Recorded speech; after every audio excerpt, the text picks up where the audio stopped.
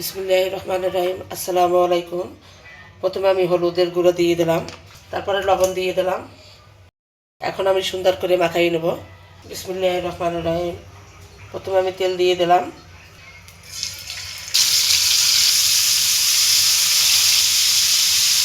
এখন আমি মাছগুলো সুন্দর করে তেলে ভাজে নেব।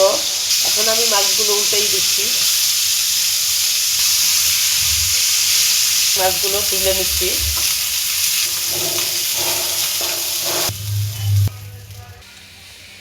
প্রথমে আমি তেল দিয়ে দিলাম, পেঁয়াজ কুচি দিয়ে দিলাম, কাঁচা জাল দিলাম। কাঁচা জাল সুন্দর করে ভুনে নেব। পেঁয়াজ কাঁচা জাল লাল লাল করে ভেজে নিলাম। এখন আমি পানি দিয়ে দেবো। মরিচের গুঁড়ো দিয়ে দিলাম, হলুদের গুঁড়া, লবণ দিয়ে দিলাম, জিরার গুঁড়া, রসুন বাটা দিয়ে দিলাম। এখন আমি মরিচ মশলা সুন্দর করে কষাই নেব। গোজালু দিয়ে দিলাম, সুন্দর করে গোজালুটা কষাই নিলাম। এখন আমি পানি দিয়ে দেবো। ঝোলটা উঠলেই গেছে, এখন আমি মাছগুলো দিয়ে দেবো। এখন আমি ঢাকনা দিয়ে দিলাম। এখন আমি মাছগুলো উল্টেই দেবো। এখন আমি ধনিয়া পাতা দিয়ে দিচ্ছি। দেখেন, গোজালু দিয়ে তেলাপিয়া মাছ ভাজি আমার হয়ে গেছে।